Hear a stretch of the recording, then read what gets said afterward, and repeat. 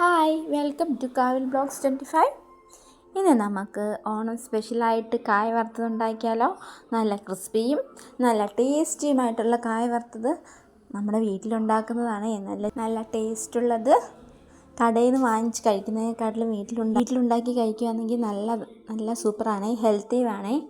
പിന്നെ നമുക്കെന്നാൽ സ്റ്റാർട്ട് ചെയ്താലോ.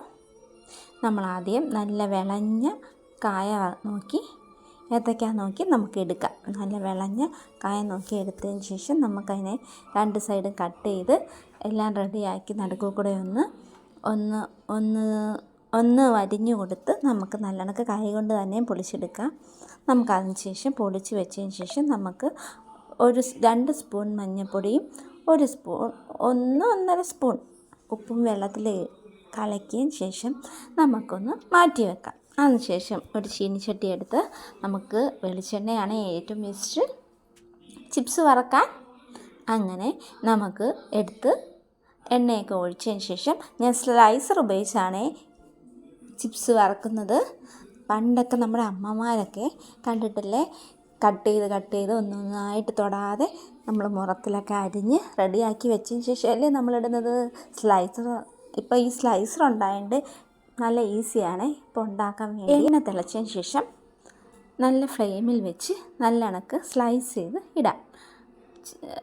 കായ അതിലിട്ടതിന് ശേഷം നല്ല ഫ്ലെയിം കുറയ്ക്കുകയും വേണ്ട കൂട്ടുകയും വേണ്ട. നമുക്ക് നല്ല കണക്ക് അതിന് ശേഷം ഒന്ന് മൊരിഞ്ഞ് വരുമ്പോൾ നമുക്ക് 2 സ്പൂൺ ഫസ്റ്റിൽ നമുക്ക് 2 സ്പൂൺ ഒഴിക്കാം. മഞ്ഞളും ഉപ്പും ഒക്കെ ഇട്ടാൽ ആ വെള്ളം 2 സ്പൂൺ ഒഴിക്കാം. പിന്നീട് 1 സ്പൂണേ ഒഴിക്കാവുള്ളൂ. പിന്നീട് നമുക്ക് ടേസ്റ്റ് നോക്കിയതിന് ശേഷം ഒഴിക്കാവുള്ളേ, അല്ലെങ്കിൽ ഉപ്പ് കൂടിപ്പോവേ. അങ്ങനെ നമുക്ക് നല്ല കണക്ക് ഒന്ന് ഫ്രൈ ചെയ്ത് കരിഞ്ഞു പോവാതെ നമുക്ക് എടുക്കാം. അങ്ങനെ നമ്മുടെ ടേസ്റ്റിയും ക്രിസ്പി ആയിട്ടുള്ള ചിപ്സ് റെഡിയായി. നിങ്ങളെല്ലാവരും ഇത് ട്രൈ ചെയ്ത് നോക്കണം. ഇങ്ങനെ തന്നെയാണ് നമ്മൾ ചിപ്സ് വറക്കേണ്ടത്. പിന്നെ ഞങ്ങളുടെ ചാനൽ എല്ലാവരും മറക്കാതെ സബ്സ്ക്രൈബ് ചെയ്യണേ.